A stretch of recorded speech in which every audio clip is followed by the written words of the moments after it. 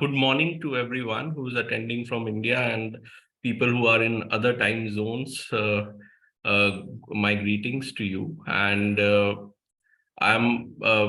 It's my great pleasure to start this conversation on the ECOSOC Youth Forum side event, which we are co-hosting with ECPD, UN University of Peace, and KR Mangalam University, along with Adhrit Foundation. And without taking much time, I will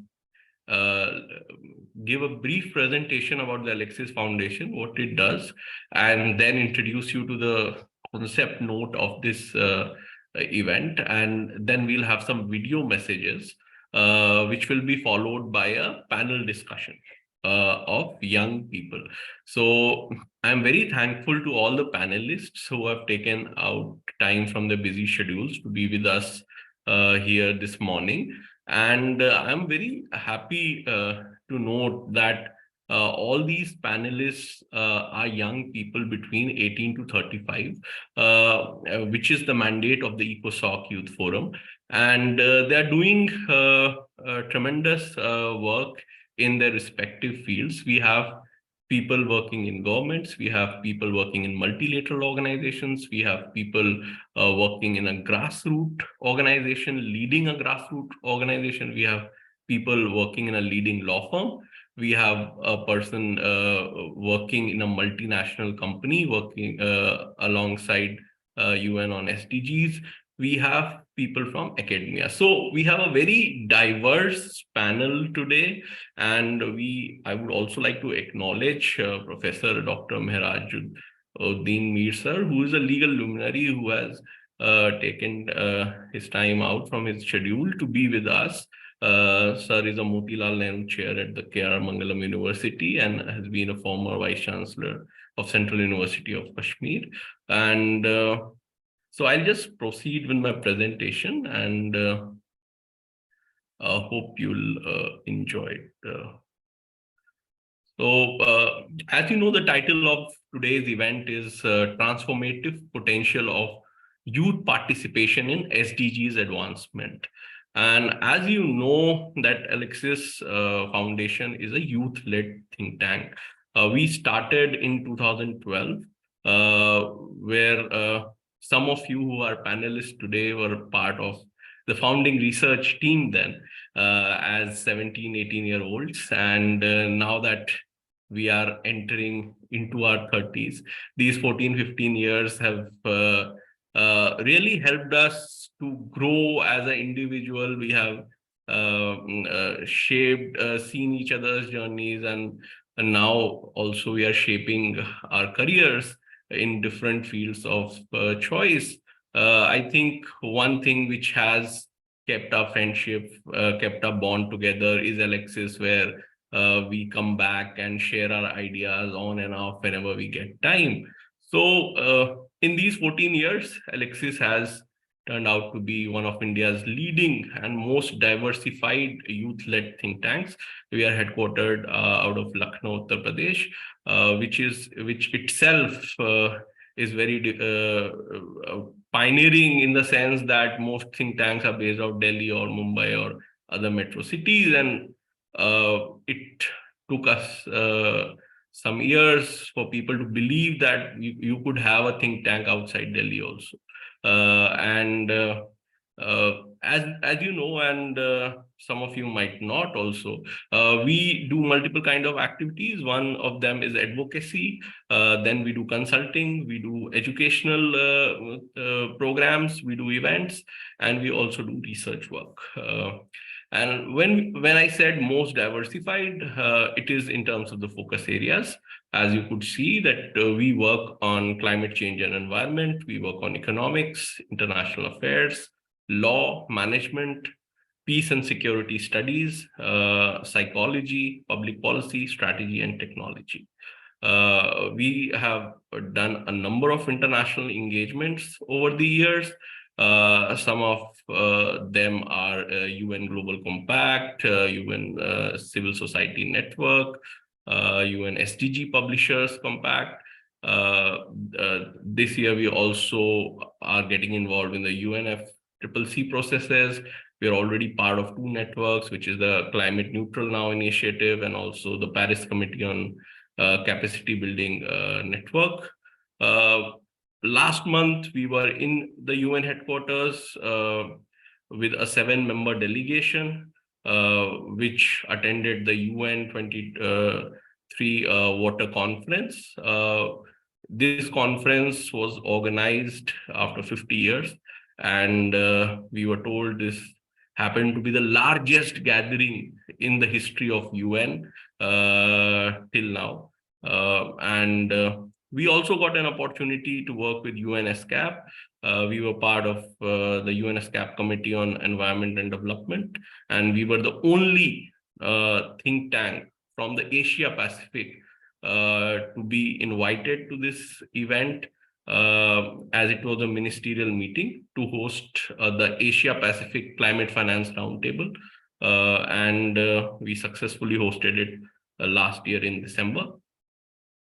This is our impact in numbers because we have a network which reaches around 180 countries. We have an alumni base of now over 6,000. These are old figures. We have done a number of initiatives and events over the years. You could find out more on our website. Some of the pictures for people who understand in terms of pictures, as you could see, we have had several senior parliamentarians, several ministers like Mr. Shashi Tharoor, Mr. Manohar Parrikar, Mr. Anurag Singh Thakur. This was the first event which we did, the International Youth Forum, which was attended by people of 77 countries. The second one was more of a niche event called the World Law Dialogue, which we did down south in Dharwad. And then we regularly organize the Indian Law Conclave in Delhi, which has a conglomeration of senior advocates from Supreme Court and many public figures and people from different walks of society. We did something called the International Indian Leadership Conclave in the Indian Institute of Foreign Trade. This was back in 2019. Over the years, we have got several awards. We've participated in TEDx, BRICS. These are some of our pictures from the UN engagements. This is one of the recent ones from our engagement in New York, where we also got an opportunity to meet and interact with Honorable Minister of Jal Shakti, Shri Gajendra Singh Shekhawat ji, our permanent ambassador, Mr. Ruchira Kambodji, and these are some pictures from our recent engagement. We also host something called the SDG Action Conclave. This was in 2020, where we had people from who are considered SDG champions, and we covered all the 17 SDGs. These are some of the places we are featured in, and we hope to continue this journey with your love, support, and trust. So just giving you an overview about the event. So I'll start with the quote which our Honorable Prime Minister said in the SDG summit, which happens in September every year. So this was his quote from his speech in 2015. He said, "The world is connected and dependent on each other. Our partnerships must be centered on progress of humanity." So he has very beautifully summed up what our SDGs are, and as the 17th goal itself is partnership for the goals. I think that's the essence of SDGs. Now, to give you an overview of the today's event and SDGs for people who may not be knowing about it, the 2030 Agenda for Sustainable Development was adopted by all UN member states, that's 193 states, provides a shared blueprint for peace and prosperity for people and the planet now and into the future. At its heart are the 17 Sustainable Development Goals, which are an urgent call for action to all countries, developed and developing, in a global partnership. These goals recognize that ending poverty must go hand in hand with the strategies that build economic growth and address a range of social needs, including health, education, decent work, gender equality, water, sanitation, energy, environment, and climate change. As we strive towards the sustainable development goals, there is a powerful catalyst that often goes overlooked. That's youth participation.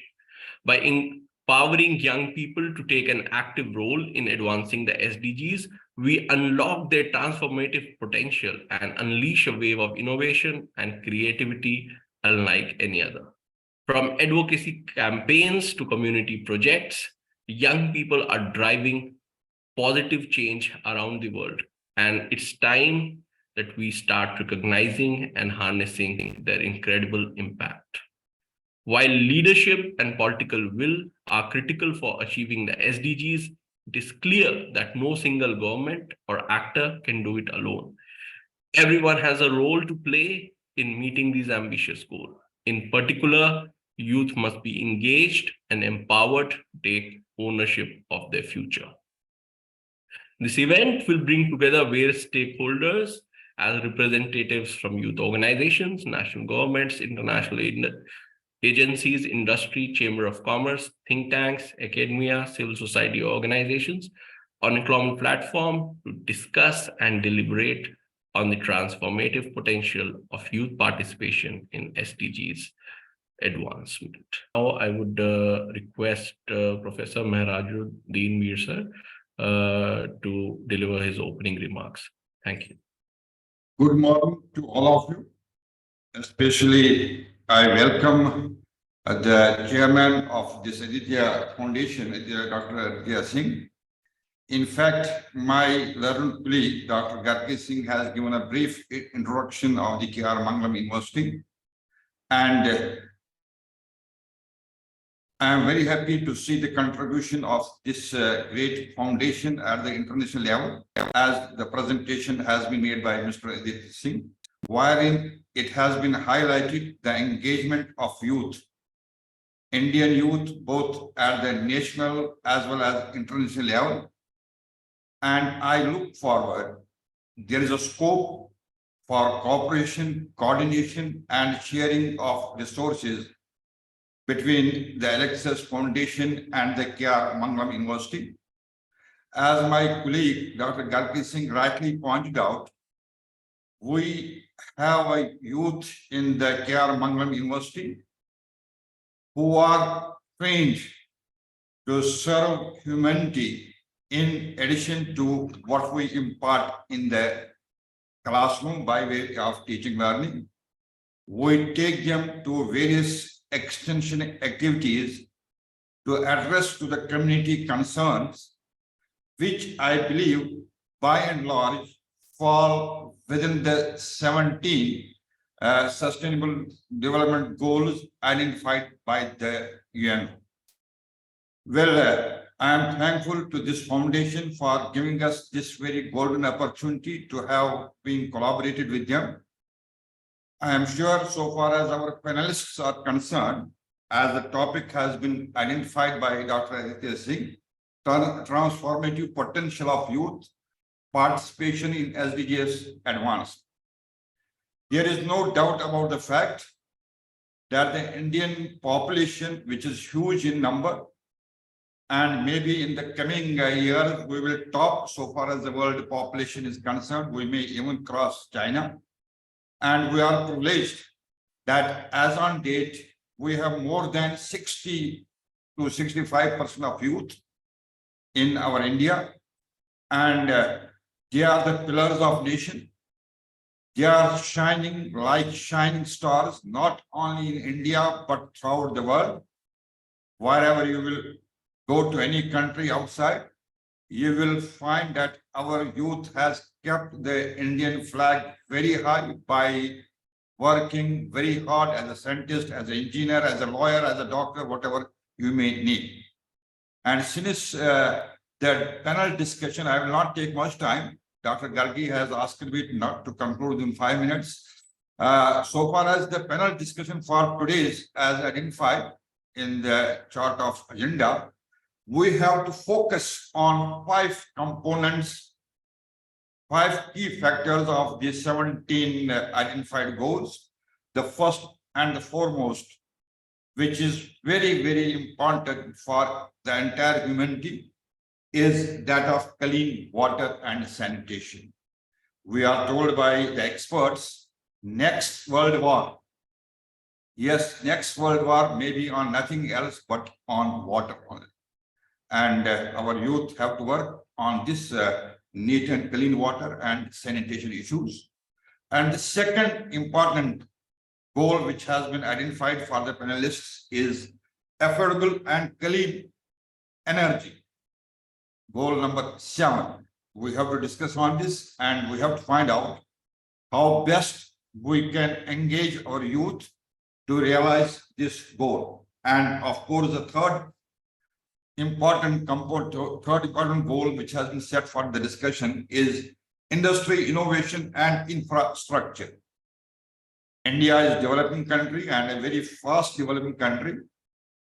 And we are going to be very fast so far as our scientists in the industry, innovation, and infrastructure. And the youth engagement in this goal is very important. And then the fourth is sustainable cities and communities. Wherever you go in India or the developing countries in India, you find that all of a sudden the face of a village is changed and it emerges in the form of a city, and the cities in the form of multinational cities they are emerging, which raise many issues, which raise a lot of pressure on the entire administration. And I am sure we will discuss in this issue as well, what can be the role of the youth. The people of my age, we may not be in a position to, but the people of your age, we are looking forward how best you can come out with the solutions to deal with burning issues which have been formulated in the form of goals. And the last point which we have to discuss over here, last goal, is partnership to realize these goals. And we have to see how best we can share our resources, how we can coordinate, how we can cooperate with each other. When we say we, I mean with other neighboring nations. Now we are in a global village. My city, my village doesn't matter because we are in a small village and we have to think not only as our Honorable Prime Minister has rightly said, has just given displayed that very quote, we have to work for the entire humanity. Then only we can be at peace for ourselves, as well as at peace with ourselves, as well as at peace with others. And to the chairman of this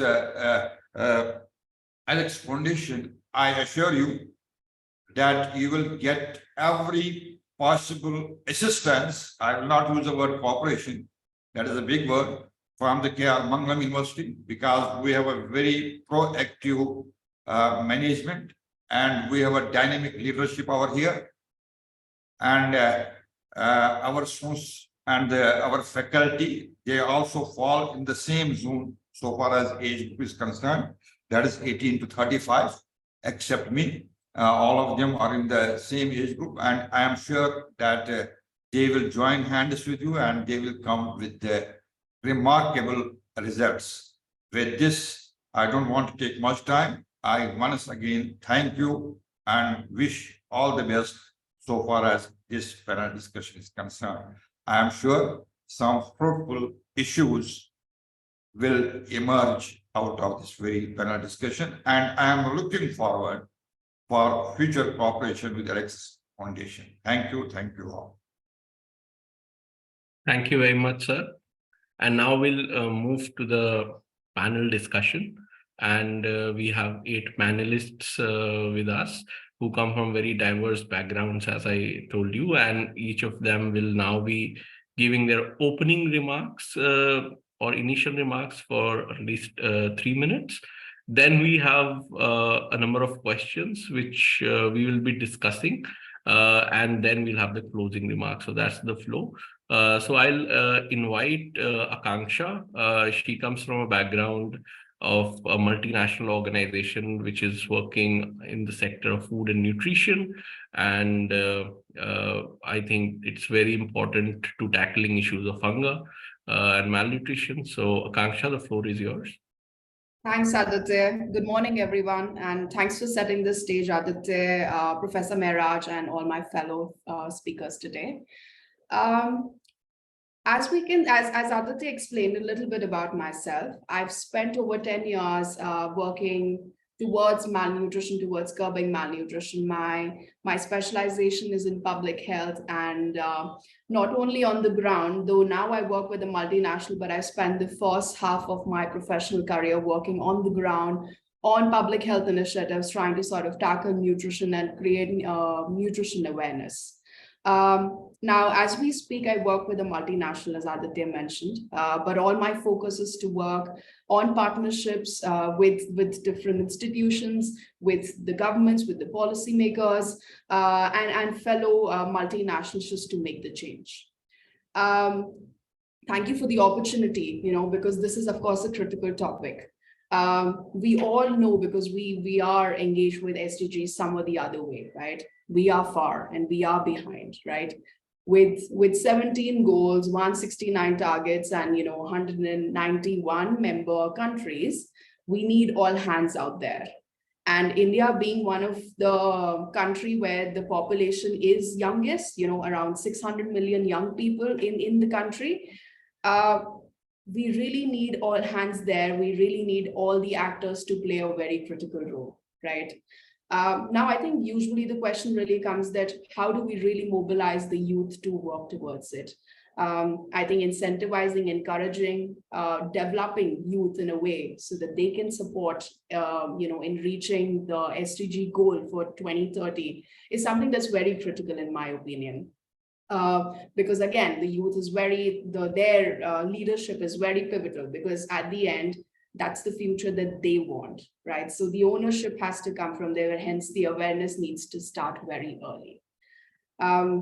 So this is all as an introduction from my end, but would love to hear from my fellow speakers as well, as to their contribution, what do they do and how do they think about, Thank you, Akanksha. And now we'll move to another Akanksha who actually comes from a grassroots organization, and she's leading the SDGs in the rural areas of Madhya Pradesh. So, and also globalizing it to different levels. So, Akanksha, the floor is yours. Okay. Good morning, everyone. Thank you so much for having me here. So as Aditya introduced me, I lead an organization called Vichar Samiti, and it's a grassroots organization. Actually, interestingly, I started leading it as the secretary when I was just 18 years old. So I would like to share what motivated me and how I've been able to contribute to the SDGs as a young person. So initially, when I started doing social work, it was, I did not have such a strong, it was not just such an emotional thing, but as just started joining with my friends and everyone. And interestingly, it was not just helping others, but it helped me helped my personality a lot too. So it helped improve my communications, gave me clarity about what I wanted to do in my life, and gave me an opportunity to see the world. So today here I want to talk about how youth can contribute to SDGs. So there are actually three very important ways in which we can contribute. One is the very basic lifestyle changes, what we can incorporate in our day-to-day life. Second is active SDG action, what you can do through, joining a campaign or an NGO or any other form of action. And then third is engagement with the United Nations, such as engaging in dialogues such as these.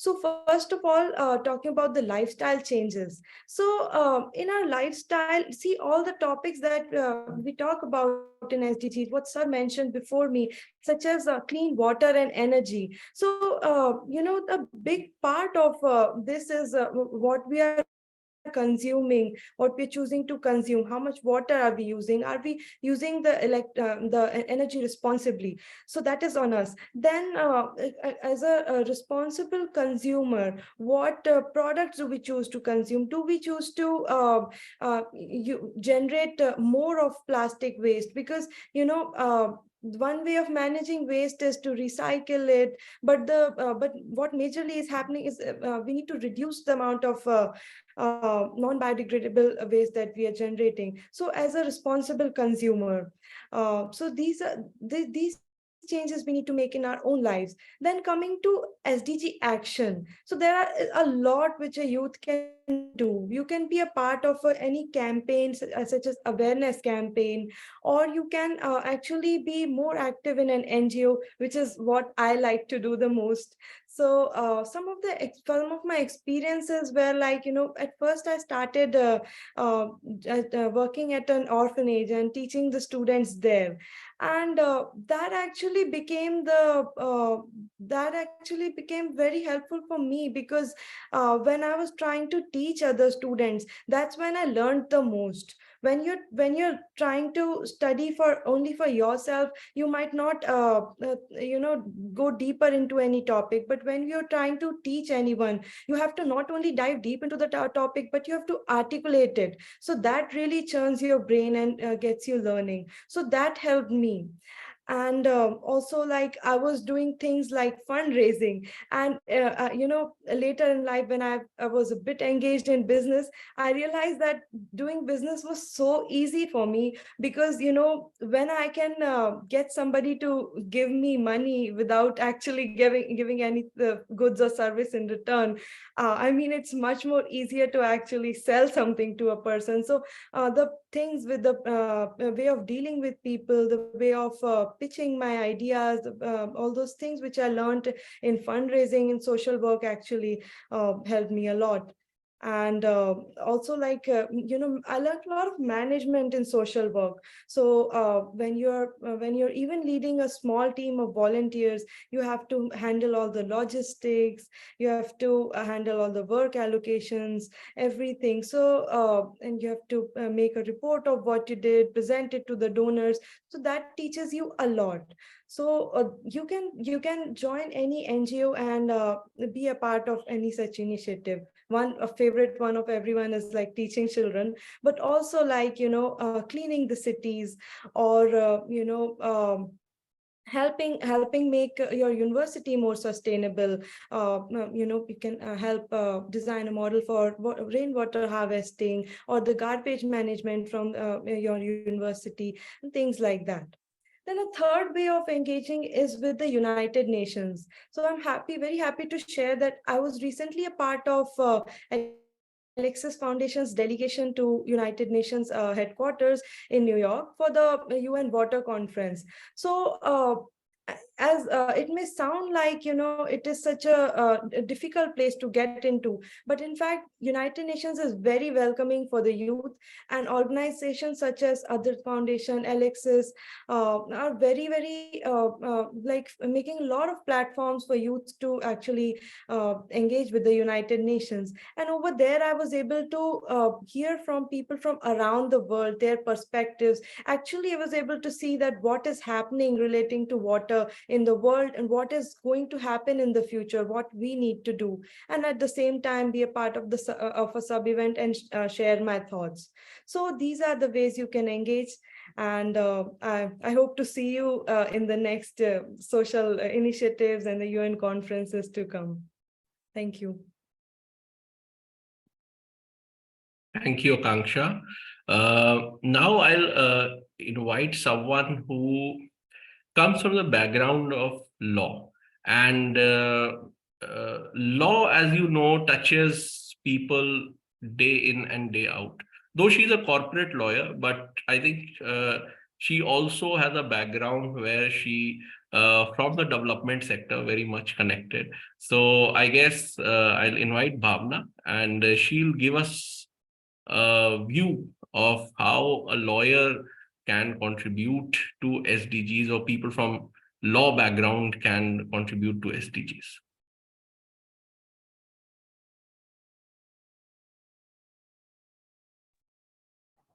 Good morning, everyone. I hope everyone can hear me. Yeah, so thank you, Adhrit. Thank you for that introduction.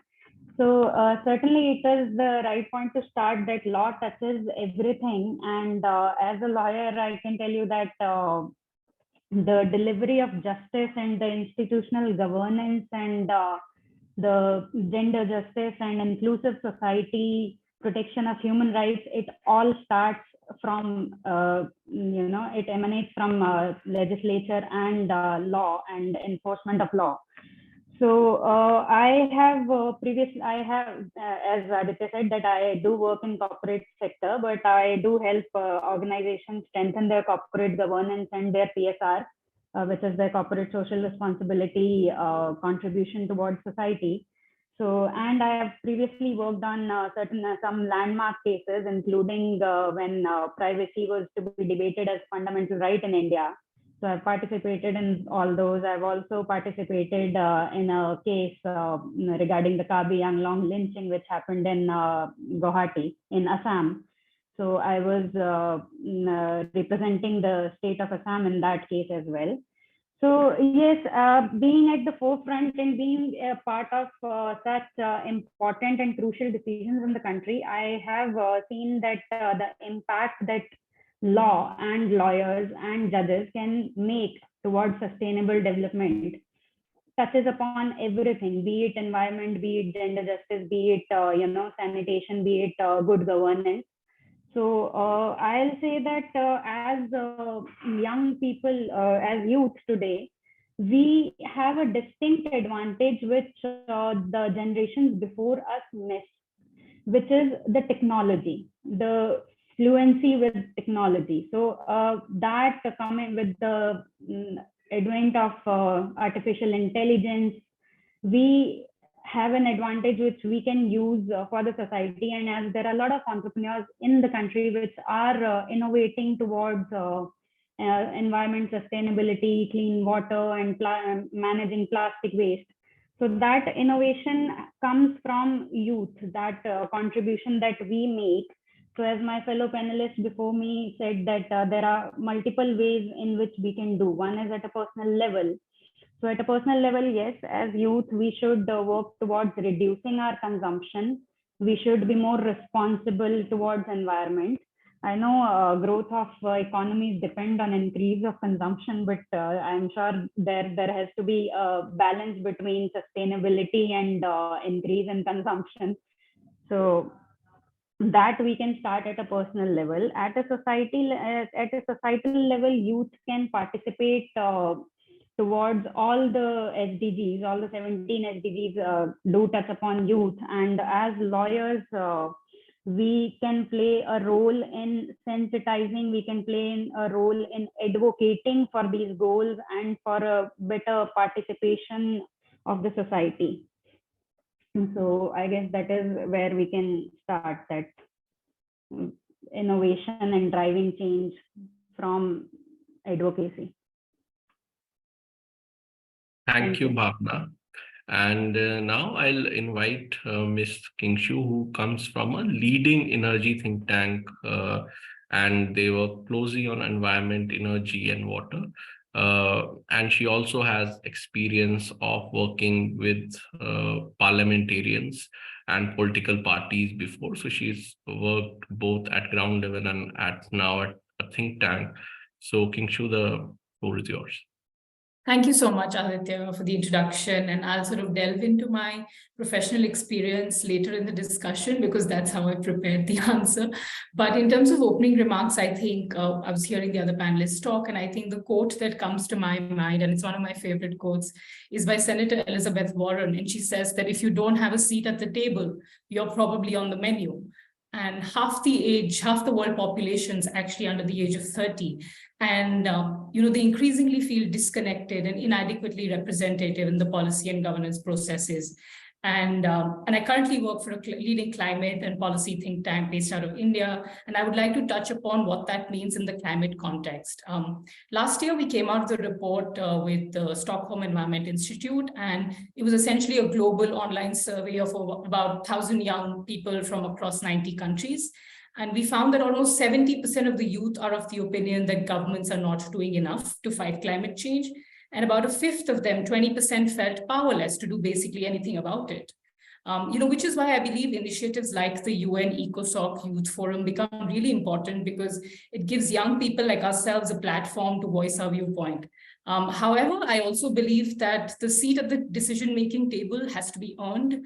And once we do have that seat at the table, it is important to take responsibility for our actions and hold ourselves to account like we hold our policymakers and politicians to account. And I would love to sort of delve into this later in the discussion, but thank you so much, and I'm glad to be here.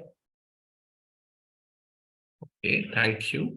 Now I'll invite Mr. Mradul Yadav, and he comes from a consulting background. He works in a leading multinational consulting firm, and he has worked across sectors, and previously he has also spent his early youth days with Alexis. So Mradul, the floor is yours.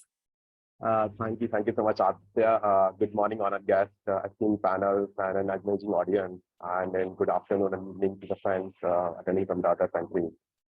It is my pleasure to be here on this platform. I'm Radul, like Adhrit mentioned. I'm a strategy professional. I have a diverse experience in consulting, operations, social sector. Over last 10 years, I have been associated with a couple of non-profit organizations, and especially worked a lot of time with Alexis. And I've been working on the areas like education, youth empowerment, entrepreneurship, and governance. During the time, would have interacted with close to 5,000 plus people, discussing and brainstorming ideas. How we can provide a platform for the youth, and how we can engage them and in achieving the SDG goals. With the focus of providing platform for youth engagement, being a part of a couple of organizing committees for several national and international events, such as the Indian Economic Symposium, Social Impact Dialogue, Lucknow Conclave, Model Indian Governance, which is a kind of replica of Model Parliament. Typically you have Model United Nations. Something we try to create an Indian version, which is Model Governance. Right. So today's theme is very interesting. It is about transformative potential of youth participation. This is a decade of achieving SDG goals, and we have close to 7 years left to achieve them. Well, we have been progressing very well, but due to global crises like COVID-19, we have been pushed back and progress has slowed down. For example, GDP growth was minus 3.1% during the year of 2020. However, we are on the phase of recovery. If you take an example of G20 countries, right, it accounts for 80% of the gross world product, 75% of the international trade, 2/3 of the global population, and 60% of the world land area. But if you look at the average of countries, China is close to 38 years, US is 38.5, UK is 40 plus, right? Russia is again 40 plus, and India, is around 28 years of average age. There are close to 1.2 billion people having an age of 15 to 24 years, which is close to 16% of the global population.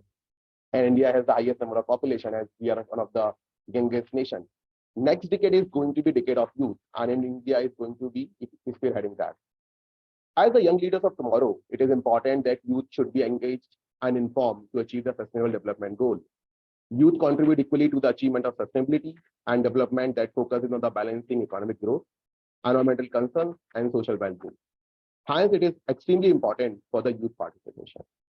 Youth hold the key for creating a better future, and they have to be an ambassador for SDGs advancement. During my time, if I look at my last 10 plus years, I've seen youth being disconnected from the grassroots reality. So the objective should be that they need to gather, they think of creative ideas and solutions for the betterment of society, be in terms of doing projects or startups. However, there is an important point. If we are serious about youth participation and making this a reality, we need to harness the youth energy. We need to harness people drive, creativity, and skills to contribute to sustainable cities and improve livelihood. Now, it has been called out by many organizations and people across the globe that typically the discussion, discussing with you and taking their opinion, that will not just suffice, right? What we need to focus upon, we need to see them as an active agent. We need to not just take their opinion, but involve them in the decision-making process. And the more important, we need to formalize the role of youth in achieving the SDG advancement. And the focus has to be on implementation. Now, what are the different basic things as a youth can do? Given I'm an engineer and an MBA, right? If I talk about myself, there are a lot of things that you can do. Like, for example, the basic one, the volunteering to reach underprivileged states. Focus on environment, like save electricity, save printing of paper, like focus on the companies that are into sustainable practices, right? Focus on recycling, right? If you are at work, like if you're working with the businesses, multinationals, you can make sure that workplace is inclusive. You can raise your voice, you can raise your opinion, right? Make sure you focus on the mental well-being. Mentor or young people have involved in those discussions. Make sure the organization follows the concept of decent work. Lastly, I would like to end my introductory remark. Be the change you wish to see in the world. That's a famous quote by Mahatma Gandhi. Thank you. Thanks, Mradul. Now we'll invite Shiv. Shiv is an academician and he works with young people day in and day out, teaching them law. And as a young person himself and teaching young people day in and day out, what role an young academician plays in SDGs advancement? We would like to hear your views.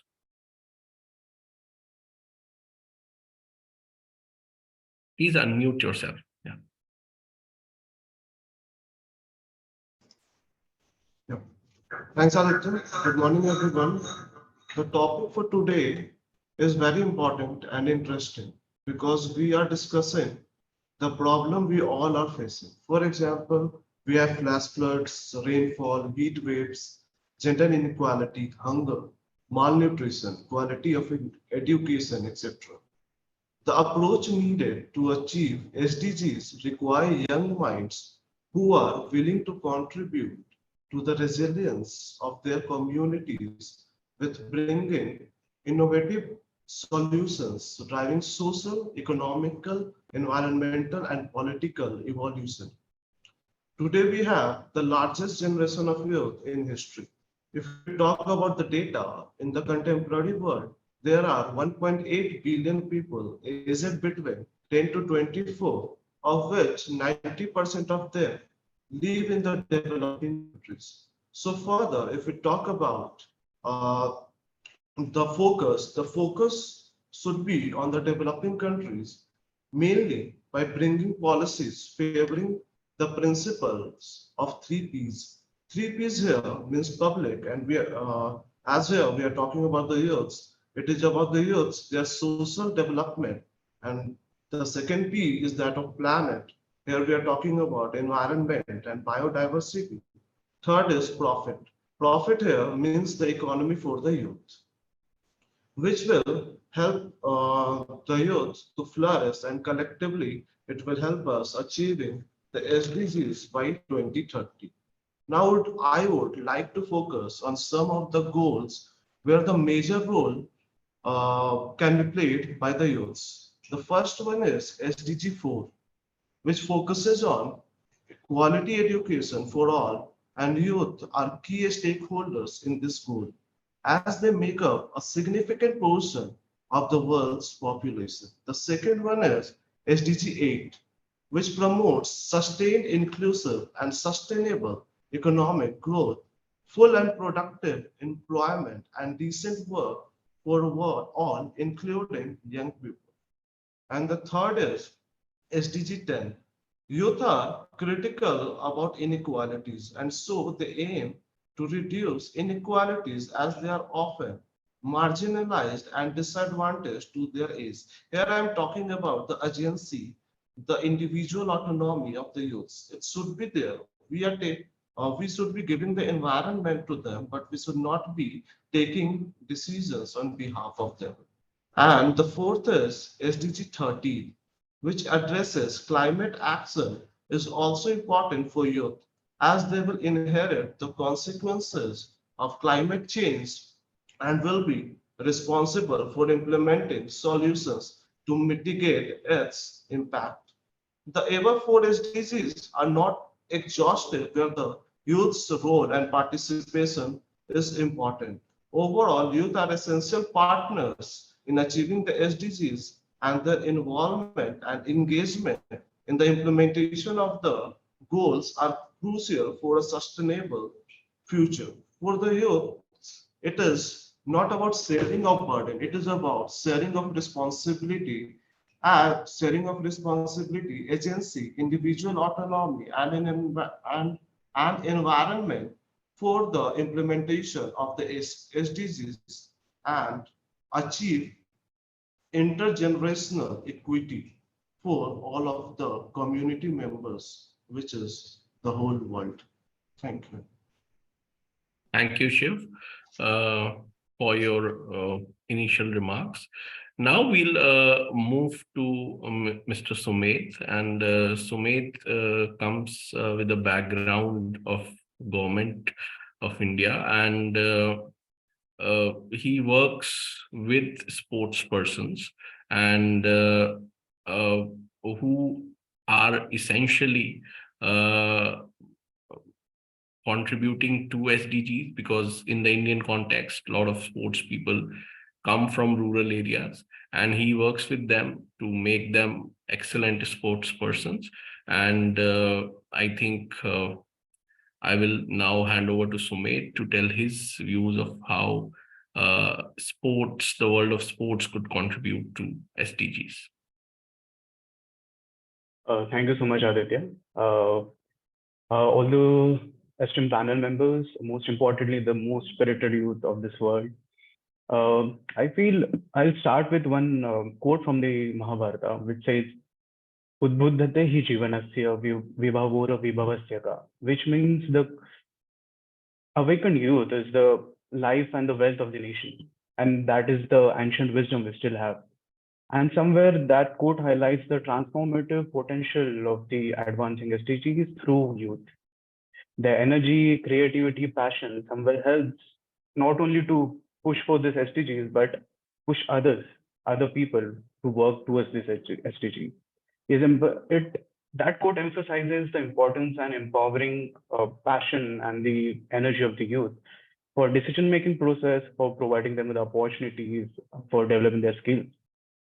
If we talk specifically about how complex this problem is, the Sustainable Development Goal represent a collective effort to address these challenges, because we youth inherit this earth, but we also inherit its problems. And to solve these problems, somewhere we need to work together. And what more could help youth in integration than sports, right? Sport act as a connecting link. Since childhood, the one thing which we all enjoy, we forget our enemies, we forget our friends, we just come together and play. So that is the most prominent connecting link which we all have. It's one of the most unifying force, transcending all the borders, fostering all the communities and all the diverse backgrounds. It doesn't care about backgrounds, it doesn't care about your ethnicity, your race, anything, right? And so that through that's promoting sportsmanship, spirit, fair play, this all values also somewhere help youth to build their character. And this character is one of the key elements in achieving any SDG, because a spirited youth will definitely push for it. If I talk about some of the examples from which I have gone through engaging with the athletes, different sports person, There are few examples I would like to quote. There was one very interesting research about Yogasana, our indigenous yoga and Yogasana both. The study was conducted on a group of children with different IQs, and with the practicing of Yogasana, I'm not just saying Yogasana here, but yeah, different sports that increase their mental caliber, that increase their discipline in their life, that increases the children's awareness towards what they're doing. And that is, I feel, is very important to address the challenges.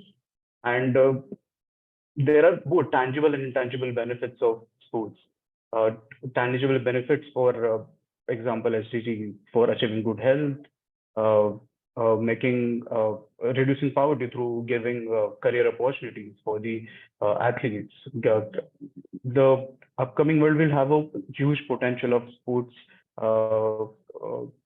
career, and that is somewhere is very important. Apart from that, I would like to add some very very important thing is sports connects to all the people, and that somewhere is very crucial for our endeavor. Therefore, I feel we should unite, empower, educate, engage our youth so that we could engage more. And for that, we should become the torchbearers of what we really need to do and what we really need to guard our future with. And that is our Mother Earth. We need to guard her with our SDGs achievement. Thank you so much. Thank you, Sumedh. Finally, we have our next and final panelist, Ms. Vanshika. She comes from a background of multilateral organization. She has also been an international scholar and part of a leading global youth network. She has had various experiences working in development and SDGs, and has been part of UN also. So, Vanshika, the floor is yours for your initial remarks. Yeah, hi. Thanks, Aditya. A very good morning to everyone present. I think different people have touched upon different aspects. So I will probably give a few thoughts and then talk about my own personal journey linked to and associated with the SDGs. I think what's very important to remember is that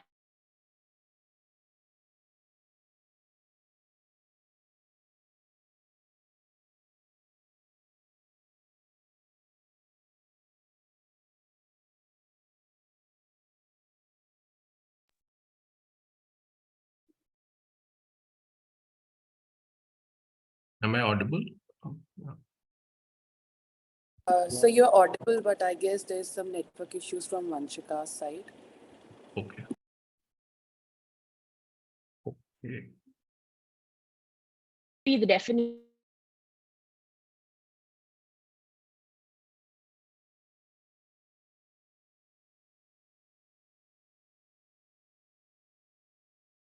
Vanshika, you could restart.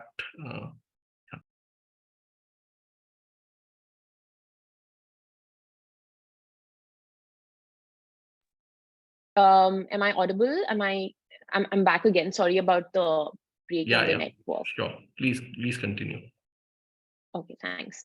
So as I was saying that it's only after the SDGs have come out that there's been more granularity in terms of how do we mobilize the youth and then trying to see how, what the impact actually is.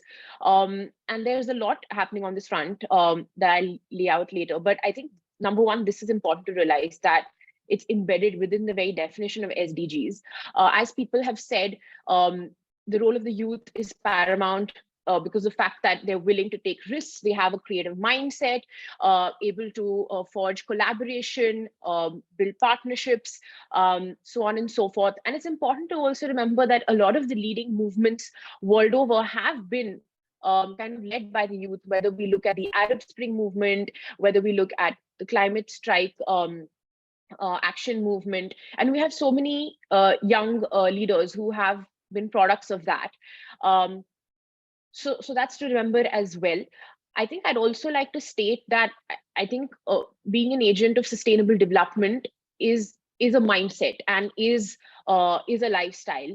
And therefore, it becomes all the more important to engage the youth, because if you build that way of thinking, being, and living at a young age, they will just carry it forward.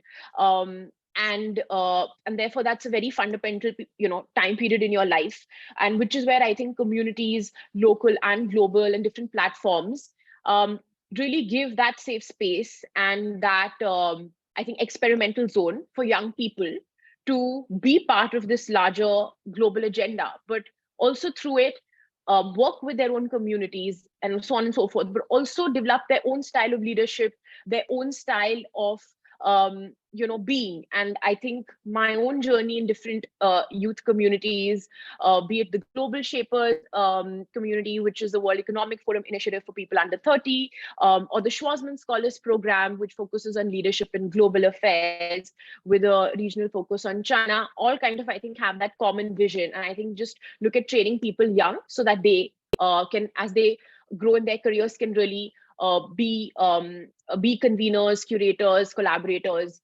and so on. So, just a bit of that. I would want to bring in some of my personal experiences, and I have worked with the UN Resident Coordinator's Office in India previously, and currently I'm working as an international consultant with the Asian Development Bank. So while at the UN, a lot of the work I was doing was quite sector agnostic and across different agencies. It helped me kind of understand how different agencies of the UN come together to even map their own impact on SDGs, right? At a local, regional, national, global level. I worked on a lot of things which fall under disaster risk crisis response. So that was also wonderful to kind of understand the UN system there. And I think with the Asian Development Bank, it's it's a multilateral development bank. So I think the UN does more of advocacy, but a bank has more finances and more financial capital to actually execute on-ground infrastructure projects. So I think that has also been very interesting to see.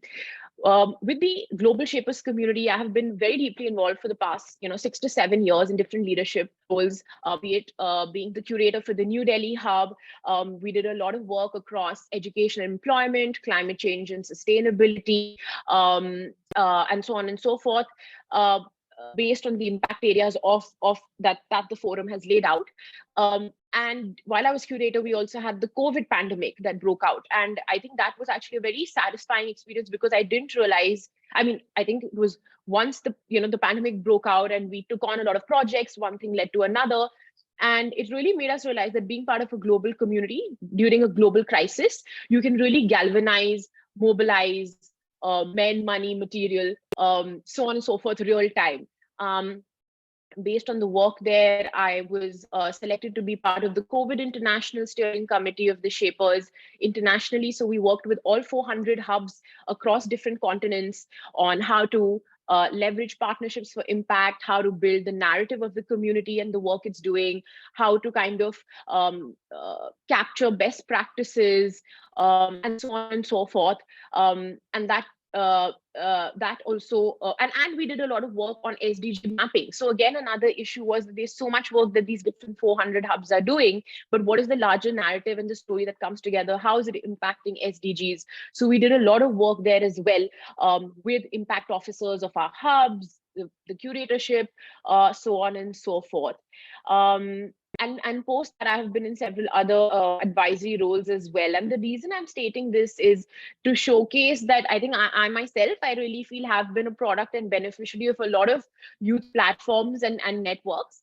And I think that actually, at the end of the day, it gives you a space to crystallize your own leadership style, your own management style. And I think, as was said earlier, that people don't realize that even the development and social impact space, you have to look at it from the space of leadership and management and so on. I think that's also been one of the challenges of like the SDGs, how we monitoring and evaluating and capturing that impact? And I think that was one of the sub questions in the 7 questions you mentioned as well.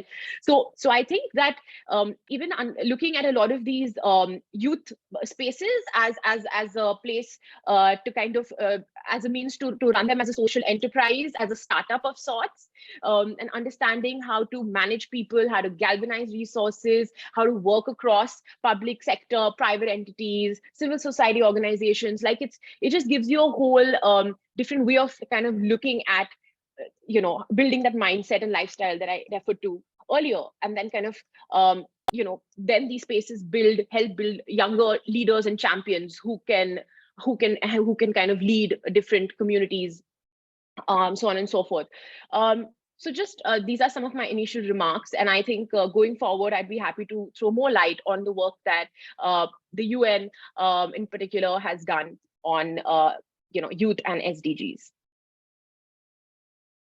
Thank you, Vanshika, for summing up the discussion. You made my job very easy. I will move to the questions now, which I had. I think some of them have already been answered in the initial remarks, and that's why normally I don't give out the questions, but this time I did. But still, we'll take those up so that if anyone has to add anything to them or has some views, I think those will be relevant to this discussion. So my first question is, why is the youth participation important in advancing the SDGs? Because a lot of people ask this question, right? And there is a contrary view also. So one of the development leaders I met recently said that youth have a very limited role. They don't have the financial capacity or things. So there is a contrary view to this also. So as young leaders, what view or what answer do you have for people who think that youth have a very limited role or capacity in advancing the SDGs? Very nice. Anyone of you could take In this. fact, sir, before she responds to this question, no doubt I don't have a capacity to answer, but I am very happy that our young panelists, I am afraid most of them must be under 30, even less than 30. They have responded to most of the questions, inbuilt rather questions, which as the first question you said, why youth is important, and many more. And I must, as a senior person in terms of age, extend my heartiest congrats to all the youth. I too had pointed out 7 questions, and all the 7 questions stand responded by the speaker. Sorry for interruption. Thank you. Not an issue, sir. Yeah, thank you very much for your views. So anyone would like to take that question? Akanksha? Yeah, sure. So Adhrit, I think, and it's something that of course all of us have addressed, as Professor Miraj rightly mentioned, but reiterating 1.2 billion young people in the world. How can you do without them, right? You definitely need that kind of force to be able to make a change. Now, if you don't equip them enough, how are you going to lead to that change? I think this statistics just speaks enough for itself why we basically need to do everything to make youth the part of this change, right? I mean, even speaking of India specifically, it's 600 million. I mean, approximately 600 million. That's a big number. You need that number to make the change. And I think, yeah, that would be literally my submission. Yeah, I completely agree. Anyone else from the panel would want to add? Yeah, Mradul? Yeah, so I think Akansha rightly pointed it out. I think I would like to add one more fact actually, right? If we talk about actually India and where most of your 1.2 billion population reside, the young population, if we look at the number of startups, like the question was coming in, how youth can contribute, right? And typically if we talk about in terms of taking projects, be it let's say non-profit organization or working with NGOs, or even taking up startups to address industry, innovation, clean water and sanitation, there are around 27,000 active tech startups in India. right? So if we talk about the impact that youth can create, right, the number itself, justify the kind of impact which youth can bring. That's the one limited point which I wanted to call out. Thank you. Kingshu, you want to add to this?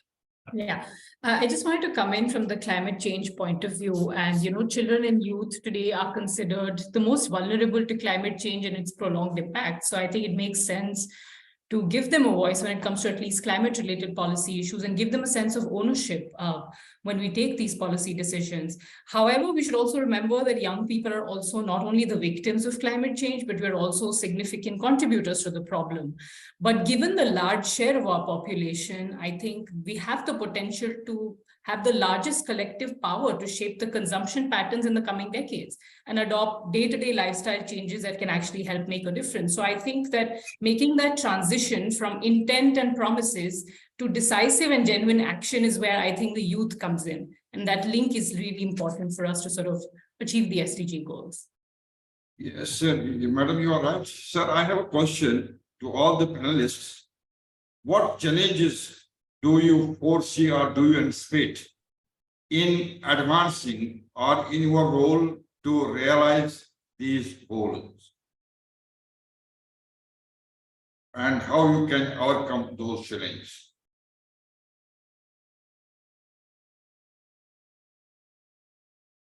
Was my question Yeah, audible? she would want to answer. Yeah. Sure. She please unmute herself. Yeah. Yeah. If we talk about the problems here is the what do you have in the SDG goals? It's at the normative level. We talk about gender equality, we talk about hunger, we talk about malnutrition, we talk about quality of education. But we need to, like, from negative connotation, we need to come out of that, and we should, from sharing of burden, we should shift towards sharing of responsibility. And from here, we should make the awareness from right away at the behavioral level in the society by engaging our institutions, making our institutions strong to implement these SDGs right from the beginning, right from the school level, college level, social institutions, family level. We need to work from there, and we need to aware them about the SDGs, and so that we can inculcate the behavioral changes, evolving behavioral changes that is needed for achieving this SDGs and solving the problems. Okay, great. Anyone would like to add? Yes, sir. Yeah, Shivam, go ahead. With respect to the challenges, I would like to highlight the Sustainable Development Goal Report 2020 of NITI Aayog and recent report of Lancet also, which shows that India's 75% of districts are off target of SDGs indicators. Like poverty is still there, anemia is there, especially in Gangetic Plain regions, child marriage, and like in Rajasthan, we can show that, and stunning and wasting of children's. And the major issues they are facing is the access to the essential services. They are not able to get it via like water services and other services. Also, we can see that 71 million people are pushed back to the extreme poverty due to COVID. So in order to achieve the SDGs goal, which shows that what future we want to achieve, this is the main point from where SDGs are established. I would like to say that a life means lifestyle for the environment, which is highlighted by our Prime Minister, is the new way to adapt life in the youth so that we can achieve the SDGs. Thank you very much. Akanksha. Okay, thank you. So I think in many of the SDGs, we are not identifying the very root cause of the problem. Yeah, so like, when it comes to all the waste that we are generating. So we are talking about recycling, about more eco-friendly packaging and things like that, but we're not talking about the very fundamental thing of reducing the amount of packaged material that we're using. And in this race to increase the GDP and to increase the economic activity, we are actually harming the environment. So we are not identifying the root cause. And there's one more that I've had reading a lot of books and also physically, that productivity of people is increasing rapidly. Like there are past few years, and people have become more productive, and also with the new technologies, there are more incomes of lower level employees, or the people in the bottom of the pyramid are actually not increasing in proportion to the productivity. So that income inequality is increasing. So these are few fundamental things we don't talk about. The companies tend to greenwash to just show that they're fulfilling all the requirements, but in fact we're not tackling the real problem. Vanshika? Yeah. In terms of the biggest challenge with regard to sustainable development goals, and I think something that is the most important, and I think this hasn't been spoken about yet, is that while we're talking about the SDG agenda, different countries have different contexts, right? So, of course, the Western world, developed countries have developed in a time and age where they could do it on the back of colonies and on the back of many things which would not even be thinkable in today's day and age because of the reality and the world we live in. A world where human rights, inclusive growth, all of that, green growth, and with all of these aspects have to be kept in mind. So it's so much more complex. And therefore concepts like common but differentiated responsibilities and such clauses and have been inbuilt into be it the climate agreements or equivalent in other engagement arenas. So therefore that's going to be the biggest challenge, like how are countries going to balance development and growth, and but that's also an opportunity, because I think that's where countries like India can really showcase a new development paradigm, can be a garage for a laboratory for development, and things that are successful here can work in other global South countries. Having said that, I think the largest challenge, especially for a country like India, is also going to be that about our population and the continuous perennial debate of whether it's a boon or a bane. We are already surpassing China this year in terms of our population. How are we going to create large-scale jobs? Traditionally, countries have gone from agriculture to manufacturing and then services. But India has been quite an anomaly, because we have gone directly from agriculture to services without a full-blown manufacturing phase. How are we going to create large-scale jobs? And in a sustainable development framework, I think that's going to be the challenge, but also an opportunity. Great. Kingshu, you want to add this? Yeah. Yeah, I think Mridul had his hand up for me. So if he wants to go. No, go ahead. Okay. No, that's fine. Yeah. Thank you. Yeah, I think to answer Dr. Meer's question on what are the challenges and how to sort of overcome them, I think the challenge that I highlighted in my opening remarks was the feeling of powerlessness that young people feel, right? Like they don't feel connected to the policy-making process. And I think this is where my own personal experience comes in. I've been working as a young professional in the policy space in India for about 8 years. And I think what has helped me overcome the challenge of feeling powerless has been engaging with and educating myself about the political and policy-making process in my country. So I started out as a journalist with a leading news channel in India, where I did about 50 stories from across the country. These were from the poorest, remotest, and the most militarized zones across the country on public policy and human rights issues, right? And here I discovered how media can be used as a tool to not only shine a spotlight on the gaps in implementation of public schemes, but also invite government attention so that they can help plug those gaps, right? And I was compelled by the impacts of my coverage and sort of decided to get an insight into the policy-making process. I became one of the 50 young Indians who get this fellowship called the LAMP Fellowship, where you get to work with the parliamentarian for a year. And working with politicians from both the ruling party and the opposition party, I think the three key things that I learned about the Indian policy process was, one, it gave me sort of like an insider's view into what the policy-making process looks like and which part of it interests me the most and where can I contribute. Secondly, it also exposed me to the limitations that our policymakers work with, right?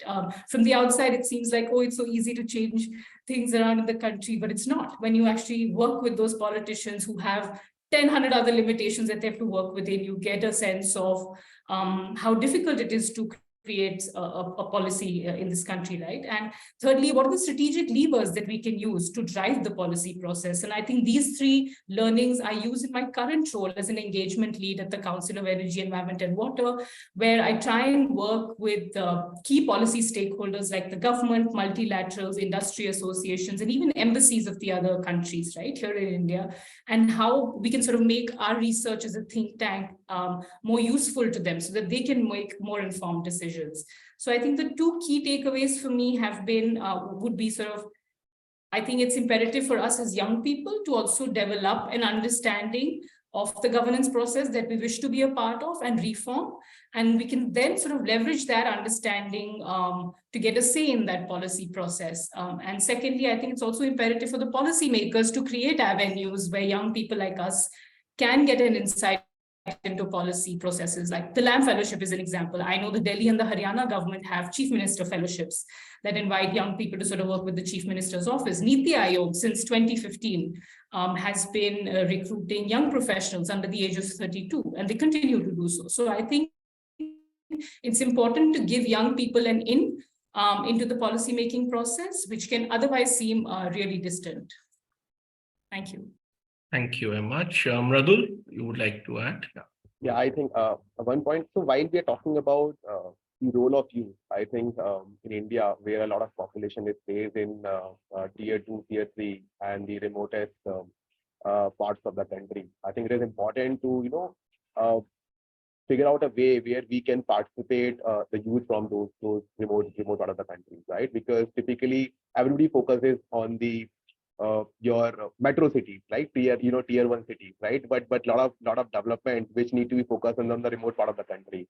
So if we somehow can figure out a way, find out a platform which can involve those youth from those part of the country, it will be a great step forward. For example, as a part of the Alexis, where we took an initiative of rural immersion program, Gaon Chale Hum, right? Where we involve the youth from those part of the country. So somehow those programs would be much more needed in taking a step forward. Thank you. Thank you, Mradul. I think this was one Gaon Chale Hum program which we wanted to revive after COVID, and I'm still in talks, so I can assure you we'll revive it very soon. Sumed, you would like to add? Yeah. Actually, I just wanted to add something which Kinshu said. She rightly mentioned that we do have some policies in place, but as a youngster, we need to understand that there are limitations from both the end, right? For policy making and also for the implementation. And that's where I find important role of youth comes, because they could find their niche area where they could work. And that niche area could be then transformed through the participation of youth. Government, and for that, I think the policy making, one of the important solution is nudge effect. Our demographic dividend, if we want to use it, that nudge effect, for example, Honorable Prime Minister Swachh Bharat, one of the key initiatives. It is just a nudge effect which impacted so much. We could see the transformation. I think such small initiatives, and when the youth participate, finding their a niche, and I think that is one of the important solution to achieve any SDGs and solve the challenges with this. Thank you. Thank you, Sumed. Vanshika, you would like to add? Yeah, I have a few points. Maybe I'll start from the India aspect first and then more globally. So, as was being said that, taking a nudge approach and so on is actually now more a very impactful way. A lot of the programs are being designed. Even the Life Mission, actually, which looks at sustainable production and consumption, is another example. But I also wanted to add the program, the aspirational districts program that Niti Aayog has drawn up. Like, that is a great example of where they're actually very tangibly monitoring, like how are the 117 most backward districts doing when it comes to health, education, so on and so forth, and linking that with the SDGs through a very live real-time dashboard. And what is interesting is that that has actually led to an the aspirational blocks program that has been launched recently. Because so my point being is that people who are in this space of development and who are now seeing that as an opportunity, where if you're working with the most backward or laggard spaces or sectors, that is where the most amount of development is needed. And be it cities or certain sectors where already so much has happened, there's already so much saturation. So I think that is also there, and that program is a good example of it. I think it's also important to recognize that even international organizations are doing a lot of interesting things with regard to youth programming, right? So the UN came out with the declaration on the protection among youth on the ideals of peace, mutual respect, and understanding between peoples in 1965. And post that, it's been doing a lot of things. The annual ECOSOC Youth Forum is one example. The UN has come out with a youth strategy for youth 2030. You have multiple specialized reports that come out on youth and specific sectors. You have certain resolutions that have been pushed and have been passed. You have the Office of the UN Youth Envoy, and people don't talk about this that much, but over the past, I think, 4 or 5 years, the UN Youth Envoy has been such a huge champion for it, kind of tying up all the work that different UN agencies are doing and then different country offices are doing. And that has been an interesting development as well. And of course, besides that, I mean, the UN supports a wide range of youth-led organizations and networks like Alexis and so on and so forth, regionally and globally. Just to add to that, even the concept of having increasing number of youth councils and committees, so that if there's any large process that's happening, let's have like a youth sounding board, and within that, let's have a very diverse group of people who can, based on their experiences and trainings, can kind of be an additional pipeline in developing strategy around development. So just wanted to bring that to everyone's attention as well. Thank you very much, Vanshika, for those points. I think I'll really agree with you on the aspirational districts program, because last 5 years I was in Ranchi. I could see that program being implemented in different districts of Jharkhand and fellows coming in. I think there's one more program which the Government of India Ministry of Entrepreneurship and Skill Development is doing. It's called the Mahatma Gandhi National Fellowship program, which has recently started, where these young people are getting an opportunity to work in rural areas with the district collectors. And these people are simultaneously also trained by IIMs. And at the end of 2 years, they will get a program certificate from IIM. So there are 11 IIMs out of 20 who are part of this program. And this program is coordinated by IIM Bangalore. And so I think which covers mostly all the states. Apart from that, I think she talked about Vanshika talked about UN Envoy Office. I think 6 months back, a new development has happened in that space, that now we will have a full-fledged UN Youth Office.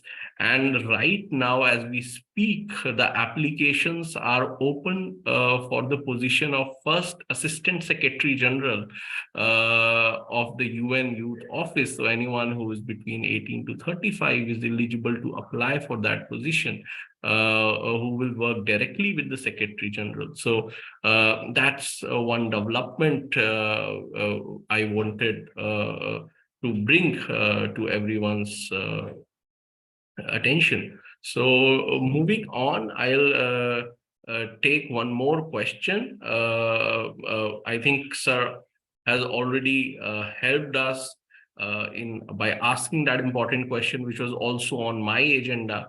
So I'll take the other one, which is what role do UN member states play in supporting and empowering youth to participate in and advance in the SDGs? So I think here we are focusing on the UN member countries, or essentially country governments. So I think what role do you think the government of India in our context can play to help young people to participate in SDGs and to advance those SDGs? Who would like to take this up?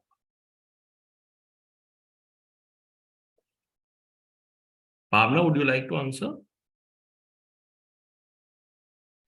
Yeah, sure, Aditya. Thank you so much. So yes, after hearing my fellow panelists on the issues and the solutions for it, I think I can just sum it up for everyone. Is that yes, broadly speaking, we see that the problems that arise are there is a lack of resources, there is lack of reach, and India being such a complex country geographically and culturally, the reach and of resources is a very, very difficult it's a challenge for the establishment, for the government as well. So so far what we have seen is that yes, youth has a great potential. If, as Mridul pointed out, that the startup ecosystem and everything, we see that the youth has the potential to contribute and to change and to find solution to problems which are very alarming at this point in time. So as a country, I think we can focus more on is that so far our development has been concentrated in major cities. So there has to be a decentralization, and especially with the advent of technology, that becomes easy. It's slightly facilitated by technology, that this concentration of resources and development and can be, and opportunities as well, can be decentralized. And as the other panelists also pointed out, there are certain schemes, there are certain programs which focus on this. So yes, that can be strengthened further. And as Kinshu said, that there has to be more involvement at policy level. So yes, those policies with youth involvement can be more inclusive, can be more, we can provide more enabling platforms. And with the current government, the way they are encouraging startup and how that ecosystem is developing, the funding, and it's so streamlined. So those initiatives can be further strengthened, along with the allocation of resources in a decentralized manner, and increasing the infrastructure penetration in the country. So that, I think, is something that will help a lot in furthering the sustainable development goals and empowering the youth. Thank you. Thank you very much. Anyone would like to add to that? Yeah, Vanshika. Yeah, so I'd like to add that I think one very important aspect, literally to sum it up in one key word, is that any intervention, which is to work, should be well institutionalized. And I think that's especially the need for, youth related things, which sometimes can be a bit ad hoc, or can be a bit, based on if certain, people and decision-making positions have thought of an interesting program. It will be running for a few years, but may not have a, long timeline.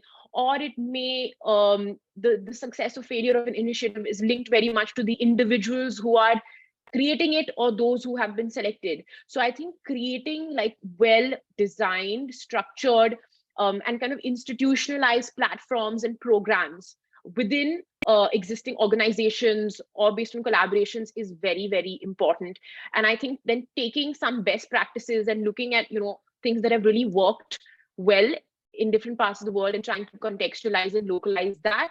And look at, maybe also to add to that, also look at like local forms of engagement with youth communities. Like it just brings to mind that when we talk about so many advocacy movements and so on, there's a conversation, let's look within, let's see what kind of local movements have been there. So why not look at certain like local movements of youth engagement, which are probably relatively not really recognized or known, capture some of that and fuse some well-established global best practices with some very interesting, unique, individual, national and local, practices. For instance, something that just comes to the top of my mind, something like the Guru Shishya Parampara. And I mean, this is just someone who's learned classical dance, so this comes to my mind very naturally, that it's a very indigenous, it's a very Indian form of passing knowledge, tradition, and skills, right? Which is based on the oral tradition.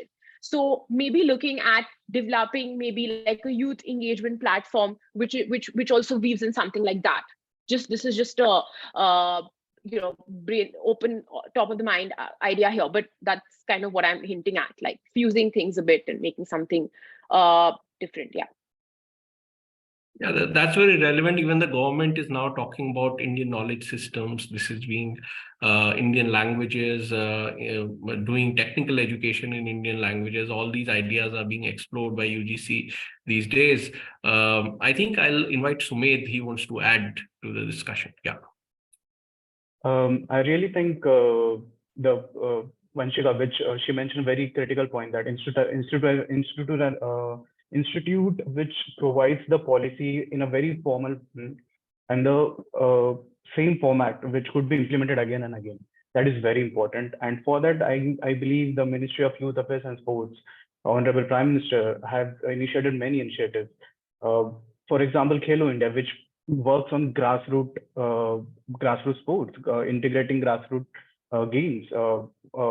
Initiative like Kho for SDGs, which spreads awareness for the SDGs, about SDG goals to the rural areas. This is the approach. And similarly, she also mentioned about the dance. So culture is one of the very important part of our Indian people, right? We get connected, we get flown with the culture, be it dance, be it music, be it a festival. So I think utilizing this, so for this, we might not need a support of government. This is somewhere we youth could come together and spread those awareness. This is what earlier used to happen in Maharashtra, the folklore, where the folk dance used to happen. And in Tamasha specifically, they used to speak about social issues. They used to spread awareness. And still it happens in rural areas. Somewhere we need to utilize that potential to harness and spread those important messages to the rural areas, so that when aware and awakened person is there, he will definitely ask for his rights. As one of the Roman poem goes, the fortune only favors the bold, and that boldness will come definitely from the grassroots, I believe. Thanks. Thank you, Sumedh. Gaki, you want to add? Yeah. Yeah, after listening to all these speakers, I just came to a thought came to my mind that when we connect to the students in the university each and every day, and the maximum student who is starting in a university ranges in the age limit which comes under the year. So they every day have something to say in the class which they think is actually stupid, but it actually comes out to be, if we, force them or, motivate them, that can come out to be very good policy ideas, which can, help further for the SDG development. So somewhere or the other, we as assistant professors and faculties in the university can take up certain things, and form a proper channel so that these youth can lead whatever ideas they have, which they actually think is stupid but is not. And it can actually reach the government, the UN members that we have, and the UN members then can take forward. So that way we can have a hierarchical way of taking the actual youth participation from the grassroots level to the actual policy making scene. Thank you very much. And I think now I'll move to the last question, and we have already overshot the time, so I'll need only very brief answer to this. So what challenges do we face in measuring progress towards the SDGs? I think all of you must be already knowing the Niti Aayog is doing the SDG index, and other reporting third-party initiatives are also there. But as young people, what is your view? Do you think that there are challenges in measuring progress towards SDGs, or do you think we have adequate tools in hand?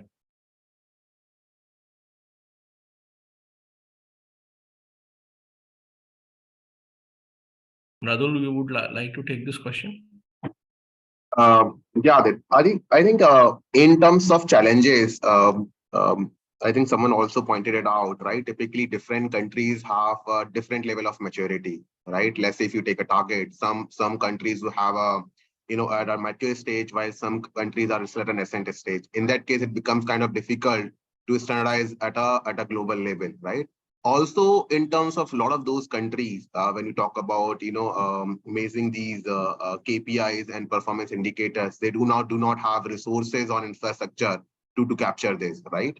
So I think those are some of the challenges that I personally feel are the major reasons of tracking these KPIs. Okay, thank you. Gagi, you want to add? I have been related to international environmental law, and what I have seen is that every country has a different parameter of analyzing the SDG. We still have not come up to a level. We couldn't actually set up a trademark how to analyze how much we have achieved. So setting up the actual measuring parameters on which the level of achievement can be made is the biggest challenge right now.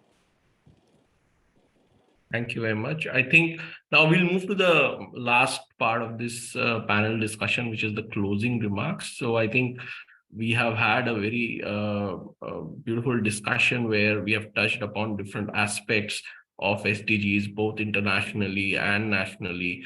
And now I would just request you for your closing remarks. So I think for the closing remarks, I'll invite Akanksha. Yeah.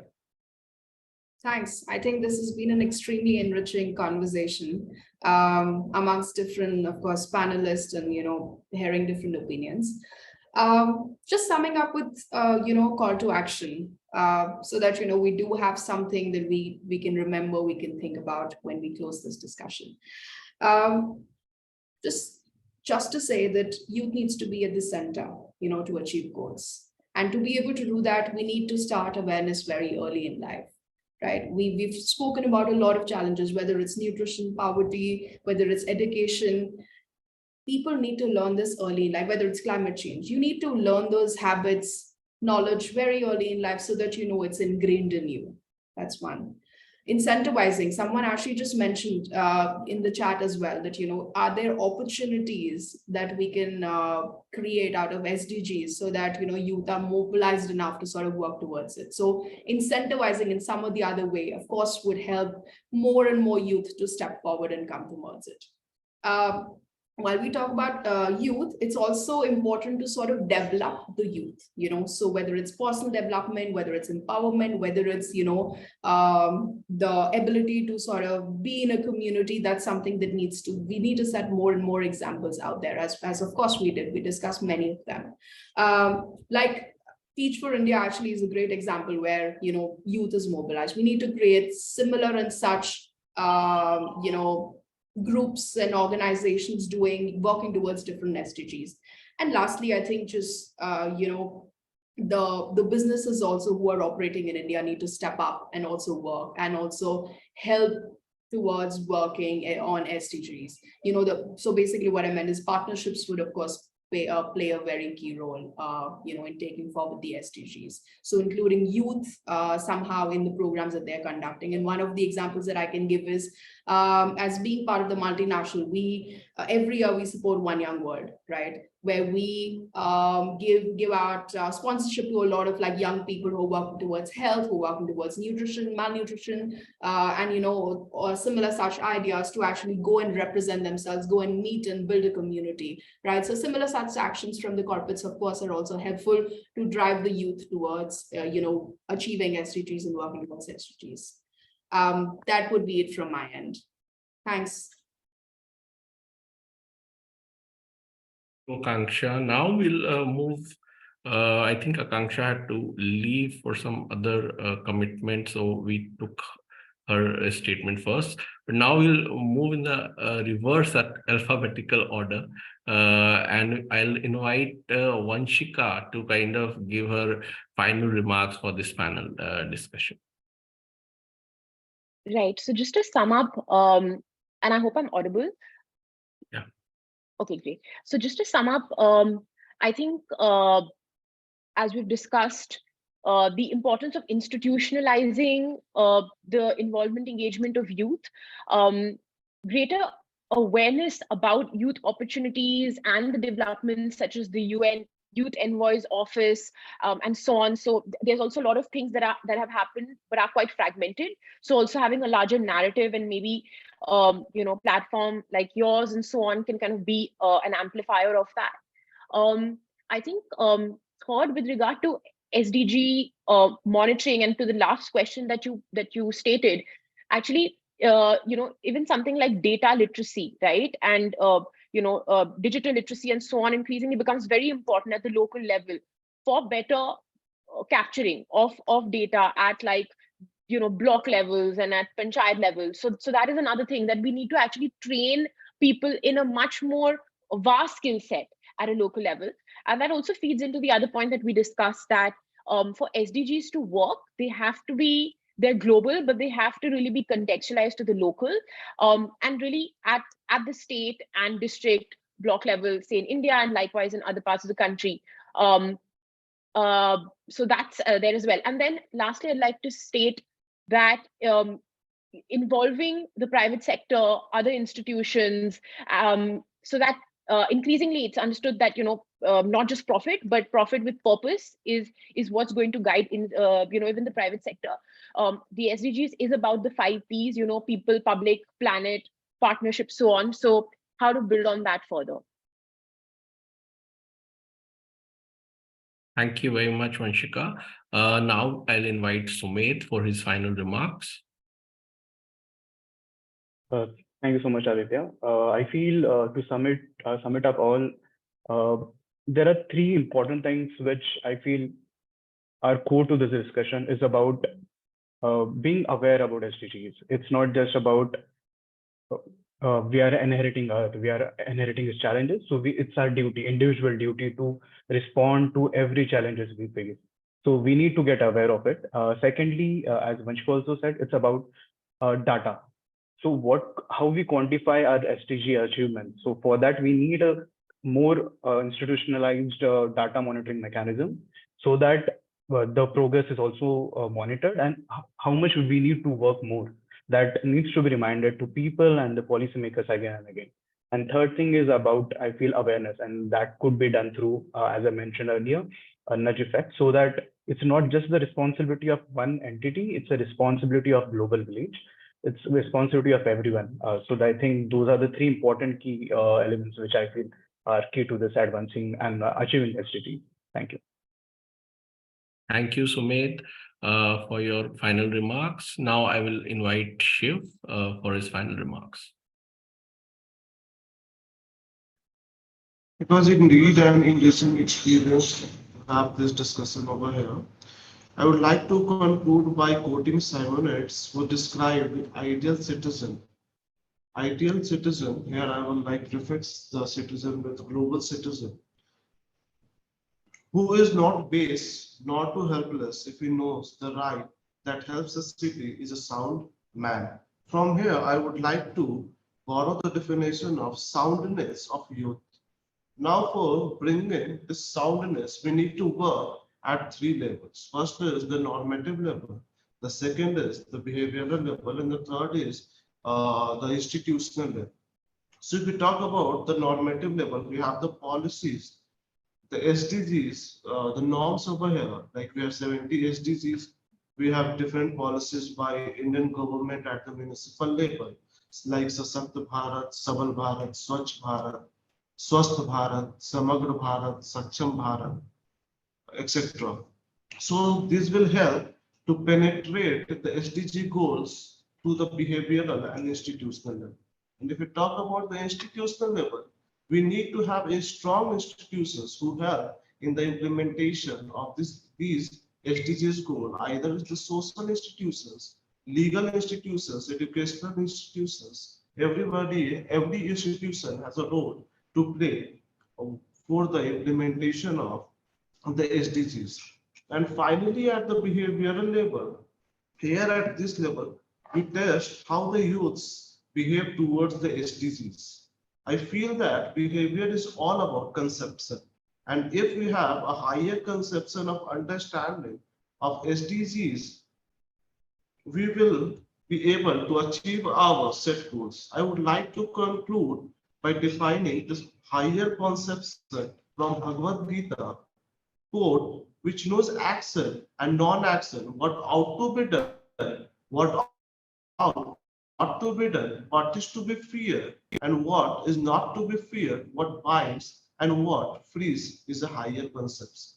This higher conception can be achieved by bottom-up approach in the society. That means that by taking the inputs of the youths in the society and their interests and not making policies for them directly by following the top-down approach. So finally, I would like to conclude by quoting Atharva Ved. Here, the earth is us, to us belong those vast and boundless skies. Within us rest, and yet in that small pool we lie. This lie has to be done away to achieve this SDGs by 2030. If we talk about India, India has slipped from rank 117 to 120, and the SDG score of India is 66 out of 100. So we sort of stop telling lies that we are doing strong, well enough in implementation of the SDGs. So by taking the approach of that bottom-up effect, we can help in approaching this SDGs, and we will be successful at all the 3 levels, that is the normative, institutional, and behavioral. Thank you. Thank you very much, Shiv, for your wonderful remarks. And now I'll invite Mradul for his closing remarks. Thanks, Aditya. So I'll keep it very simple. So I think there are 3 important key takeaways. One is formalizing the role of youth, right, in the decision making, and that's where the public-private partnerships can play a larger role. Second is the focus should not be just on the discussion, but also on the implementation part, right? While there are a lot of platforms which provide opportunities for people to come together and discuss, right? But the focus should be once that discussions are over, the focus should be on tracking and focusing on the implementation part, right? And third point, which I'm just reiterating, is spreading awareness about the opportunities to the remotest part of the country. I think these are the 3 points which should be a key takeaways that I can think of. Thank you. Thank you, Mradul. Now I'll invite Kingshu for your final remarks. Thanks, Aditya. I think I'll just, in the interest of time, a lot of people have covered most of the points. I'll just sort of stress on asking young people to create a demand for, we talk about avenues, we talk about participation, apologies. And I believe we should also let the policymakers know that this is a legitimate demand, and only then will they sort of respond to it. So I think that's my big key takeaway. Thank you. Thank you very much, Kingshu. And now I'll invite Bhavna for final remarks. Yeah, so I'll also keep it brief since everyone has touched upon majority of the topics. What I have felt so far has not been touched upon is the SDGs, which are gender equality and reduced inequality. So I think that topic we have not touched much upon. So on that, I'll just say that this is something that youth can contribute a lot on this, because this comes from societal sensitization and personal awareness. So this is something that can begin with us, and we can start sensitizing our families or our societies and grassroots, and we can contribute a lot on this. So I think I'll just conclude with that. Thank you so much, everyone. Thank you, Bhavna. Now I'll invite Akanksha for her final remarks. Okay, thank you. So I would once again like to urge you all and talk about how climate change is happening now. And we as the youth need to start working for it, and so that we can look the next generation in the eyes and say that, we actually contributed to climate action. So best of luck to all of you, and I hope we work together. Thank you very much to all of you for your remarks. I have another video with me, but in interest of time, I will be sharing it separately with everyone, and you can watch it. It will be on our YouTube channel. And I would like to thank Gargi and Shivam, who have been the event coordinators. I would like to acknowledge their role in coordinating this event. And now I will give the floor to Dr. Shobna Jeet ma'am, who is the chairperson of Center of Excellence for SDGs at the KR Mangalam University, which is the host university and also the co-organizer for this event, to deliver the closing remarks and vote of thanks. Thank you so much, Adhrit. So before rendering my duty to offer a vote of thanks, I really want to compliment and congratulate each and every panelist for their thought-provoking and robust discussion. As a chairperson of Center for Excellence and Center of Excellence for Sustainable Development Goals at KR Mangalam University, I reminded when I proposed the center at the university, very less people were aware about the about SDGs. So I faced so many challenges to establish this center. So I'm talking about 3 years back when I proposed this center. While talking about youth role in advancement of SDG, see, I mean, over a third of 169 SDG targets highlights the role of young people and importance of their empowerment, participation, and well-being, and how we can ignore their role and their participation into that. Now, 20 targets across 6 SDGs are strongly focused on youth, likewise zero hunger, quality education, gender equality, decent work and economic growth, reduce inequalities, and climate action. While Prime Minister Mr. Narendra Modi has set and given the direction to the universities to adopt villages, to adopt nearby villages and work upon the villages' real problems. So that was the first initiative which was taken by the government to implement the SDGs. So now our students, young, they are going to the villages, they are identifying the problems, and they are solving those problems at their end. Likewise, they are going to villages, they are finding that, okay, people are victim of domestic violence or equality, or not proper education is there. So I mean, I highly agree with the Kenshu, whatever Kenshu was saying. Yes, we need a role in policy making, but at the same time, before asking for the role in policy making, we are at university level playing our role by identifying the problems, by doing that and by solving those problems. And second is, it's not about that only after the Prime Minister's directions, we universities have started working on SDGs, but before then that, we were working onto it. But it was just that after that, we thought and we came to know that, okay, if we are including vocational skill education in a traditional education, then that is a quality education. If I'm giving inclusive education, then that is a part of gender equality. If I'm talking about international collaboration, then it's a part of goal 17. So yes, I'm totally agree with Mr. Sumed. The need of the hour is to aware the people about the SDGs. And I think SDG Chopal at government level is doing wonderful job in Haryana also. And Aditya, I just want to inform that in our university, more than 200 activities we have conducted last year on SDG 4, more than 40 activities on SDG 8, and more than 35 activities on SDGs 5. And thank you for listening me. Now I'm coming to my real job. I stand here today as a proud and grateful to express my heartfelt thanks to all those who have made this event possible.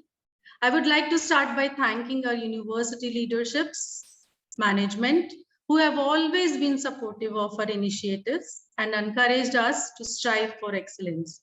I would also like to extend my gratitude to Mr. Adhrit Singh, founder and chairman, Alex Foundation, for providing us an opportunity to co-host this event.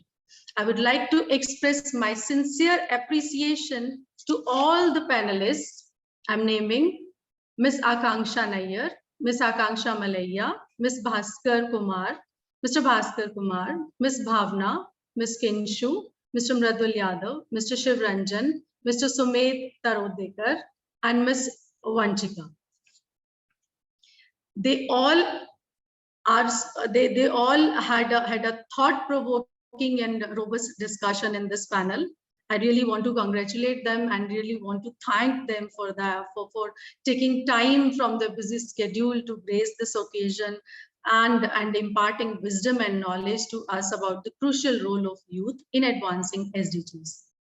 I take the opportunity to extend my vote of thanks to our in-house Chief Guest Speaker, Honorable Professor Mehrajuddin Mir Sir. Sir, your presence and wisdom has added an extra spark to this event and made it even more special. Your unwavering support has been instrumental in our growth and development. Finally, I would like to thank each one of you, my fellow colleagues, especially Ms. Gargi Singh, Assistant Professor, School of Legal Studies, who have walked extra miles to make this event happen.